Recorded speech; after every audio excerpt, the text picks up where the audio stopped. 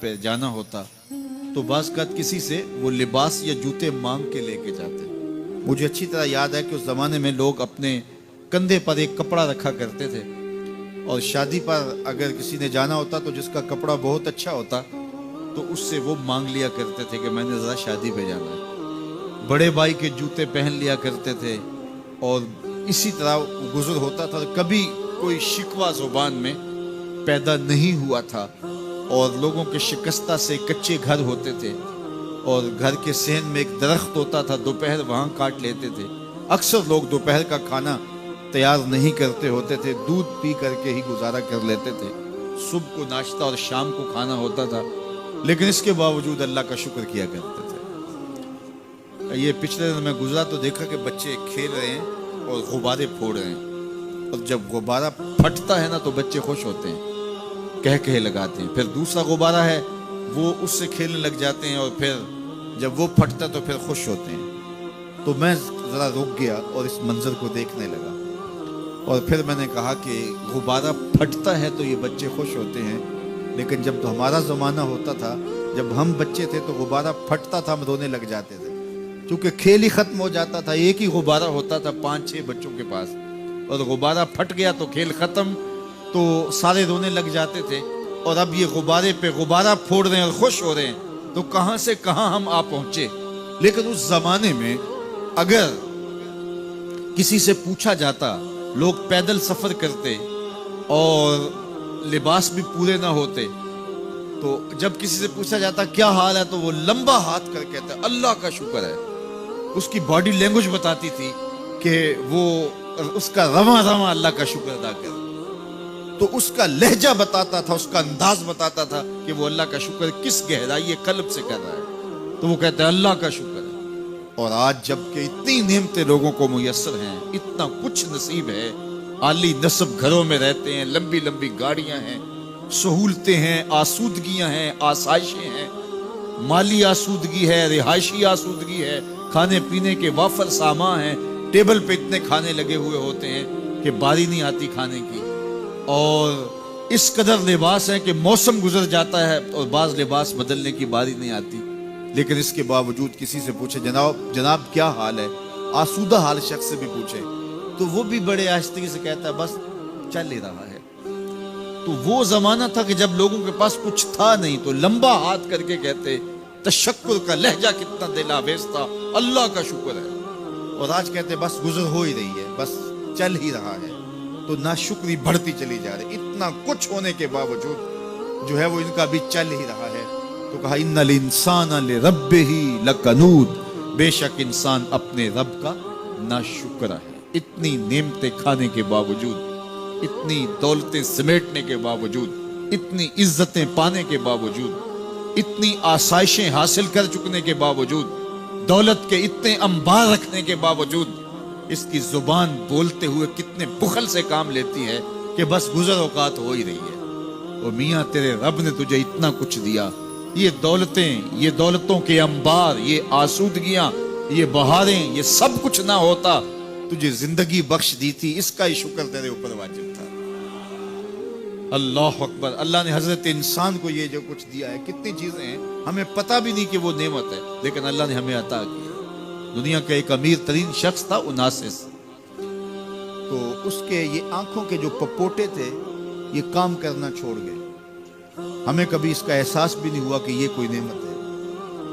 Automatic system میرے رب نے لگایا, ادھر تنکا اڑا ادھر آنکھ بند ہو. لیکن اس کو مسئلہ کیا ہوا کہ یہ پٹھے اس کے ختم ہو گئے اور وہ اپنی مرضی سے آنکھیں نہیں بند کر سکتا تھا. ڈاکٹر سلوشن ٹیپ لگا کے آنکھیں کھول دیتا اور جب اس نے سونا ہوتا تو وہ بند کر دیتا. دنیا کے امیر ترین لوگوں میں سے ایک نام تھا. تو کسی نے اس سے پوچھا کہ تیری زندگی کی سب سے بڑی خواہش, اس نے کاش اپنی آنکھیں اپنی مرضی سے کھول سکتا. کہا اس کے لیے تجھے کوئی قیمت لگانی پڑے تو کتنے پیسے لگا سکتا ہے؟ کہا ساری دولت لگ جائے, کاش میں اپنی آنکھیں اپنی مرضی سے کھول سکتا. مجھے یہ بتائیے کہ حضرت انسان کو کیا کچھ نہیں اللہ نے دیا. یہ لعاب ہے نا, لعاب ہم روز ٹوٹتے ہیں, یہ مقدار سے کچھ کم ہو جائے تو بولنے میں دقت, نظام انہضام خراب. یہ جو لعاب ہمارے منہ میں آتا ہے, جو ہم تھوک دیتے ہیں, یہ قدرتی گریس ہے جو بولنے میں مدد دیتی ہے. نظام انہضام کو ٹھیک رکھتی ہے، اور اگر یہ لعاب کم ہو جائے مقدار سے تو نظم خراب ہو جائے۔ اللہ اکبر۔ تو ہم نے کبھی سوچا کہ یہ بھی نعمتیں ہیں؟ باقی روشن آنکھیں، چمکتا چہرہ اور زور آور ہاتھ، چوڑی چھاتی، دھڑکتا دل، اور کہتے ہیں اس دماغ کا اگر کمپیوٹر تیار کیا جائے تو نیو یارک شہر سے بڑا ایک بکریاں چلانے والے شخص کے دماغ کا کمپیوٹر بنا۔ یہ حضرت انسان کو اللہ نے اتنا کچھ دیا ہے، اور پھر اس کو نعمتیں دی، عزتیں دی، جائیدادیں، زمینیں، لمبی لمبی گاڑیاں، عالی نسب پلازے، کتنا کچھ دیا، پھر خوبصورت اولادیں دی، کیا تسکین قلب کے لیے رکھا اس نے۔ تو اس کے باوجود بھی یہ کہہ رہا ہے بس چل رہا ہے، گزر اوقات ہو رہی ہے۔ ان الانسان لربہ لکنود، انسان اپنے رب کا کتنا ناشکر ہے، اس نے کیا کچھ اسے عطا کیا، کیا کچھ عطا کیا، لیکن یہ شکر کا کلمہ بھی نہیں بولتا، بخل سے کام لیتا ہے، تو کہا یہ ناشکر ہے، اور اس پر کوئی خارج سے دلیل لانے کی ضرورت بھی نہیں ہے۔ وَإِنَّهُ عَلَىٰ ذَلِكَ لَشَهِيدٌ، اور یہ خود اس پہ گواہ ہے۔ ذرا اپنے اندر اتر کے دیکھے تو یہ کتنا بخل کرتا ہے شکر ادا کرنے میں، اسے خود سمجھ آ جائے گا۔ وَإِنَّهُ لِحُبِّ الْخَيْرِ لَشَدِيدٌ، اور اس کی ایک خصلت یہ ہے کہ یہ دولت کی محبت میں بڑا سخت ہے۔ دولت کی محبت یہ بہت زیادہ اپنے سینے میں پال چکا ہے، اور یہ دولت اس کی محبوبہ بن گئی ہے۔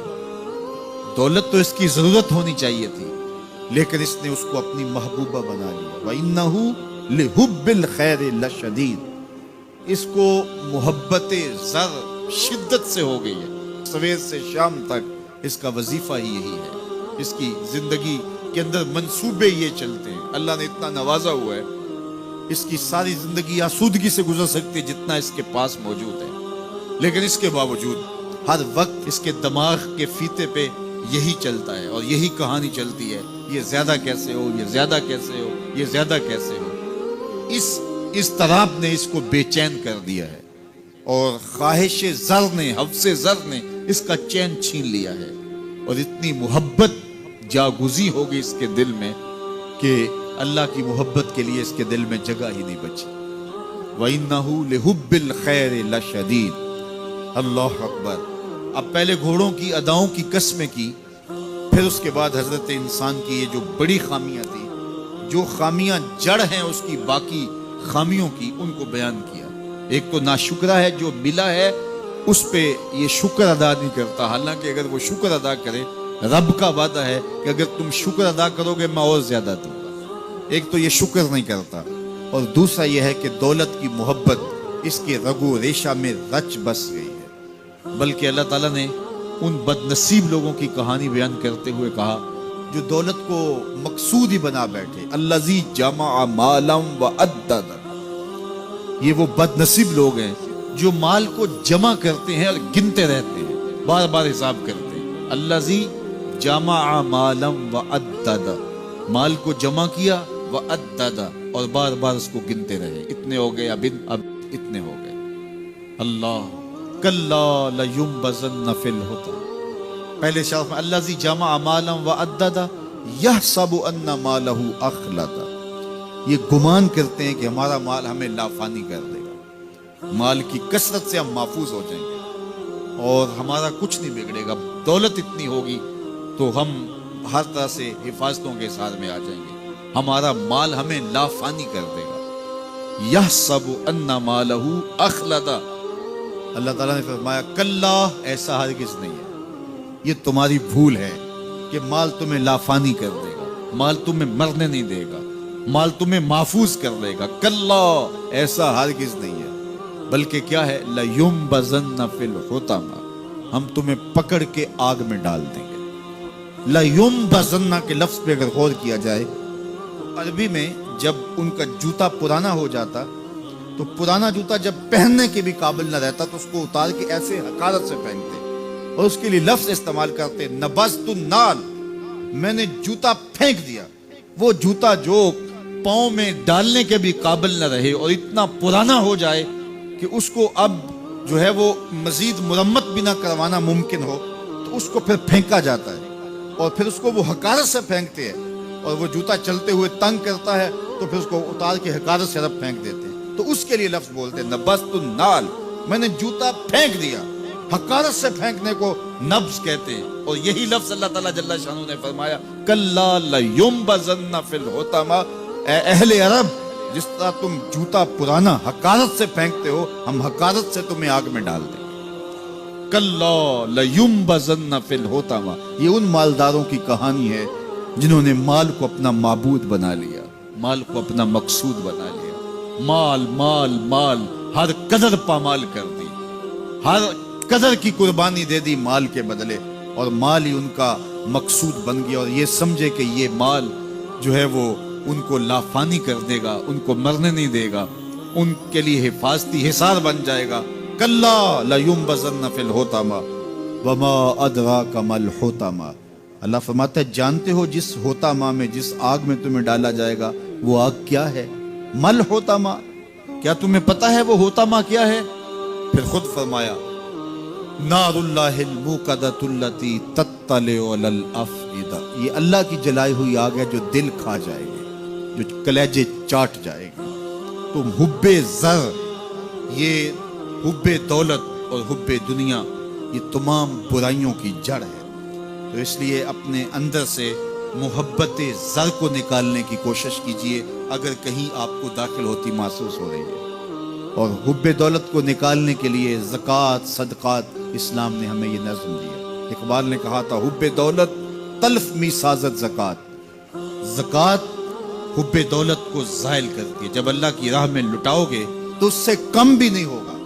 میرے حضور نے 3 چیزیں قسم کر کے کہی. حضرت ابو کبشہ الانماری رضی اللہ تعالیٰ عنہ سے مروی ہے، میرے حضور نے ارشاد فرمایا اگر کوئی شخص کسی کو معاف کر دیتا ہے تو اس کی عزت کم نہیں ہوگی، میں محمد اللہ کی قسم اٹھاتا ہوں.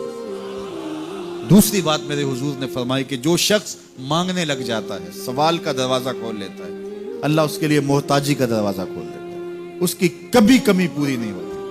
اور تیسری بات میرے حضور نے قسم کر کے کہی ما نقص مال عبد من صدقہ، کہا میں اللہ کی قسم اٹھا کے کہتا ہوں کہ صدقے سے مال کم نہیں ہوتا، صدقے سے مال گھٹتا نہیں ہے. تو ایک تو مال بھی نہیں گھٹے گا، یہ ضمانت کس کی ہے؟ میری نہیں ہے، یہ رسول اللہ کی ضمانت ہے. ایک تو مال بھی کم نہیں ہوگا، اور دوسرا یہ ہے کہ حب دولت ختم ہوگا. حب دولت تلف می سازت زکوٰۃ. یہ ماہ سیام آ رہا ہے تو زکوٰۃ سے حب دولت کو کم کیجئے، بلکہ صدقات دیجئے، نفلی صدقات کیجئے، غرباء کی مدد کیجئے، مساکین کی مدد کیجئے، اپنے غریب محتاج رشتہ داروں پہ غور کیجئے، ان کی مدد کیجئے. اپنی ہمسائیگی میں دیکھیے، پردے سے مدد کیجئے، ان کی عزت نفس بھی مجروح نہ ہو. یہ جو نمائش لگا کے 10 اخباروں میں چھپوا کے لوگوں کی مدد کرتے ہیں، اس سے گریز کیجئے.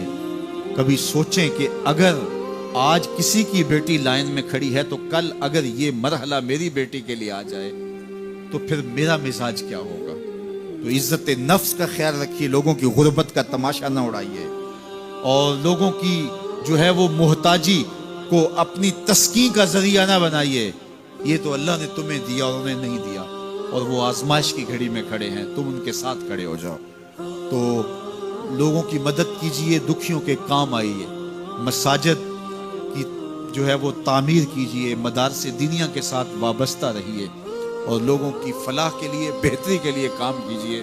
اللہ نے آپ کو دیا ہے، یہ مال یہاں رہ جانا ہے. میرے حضور نے فرمایا ابن آدم کہتا ہے میرا مال میرا مال.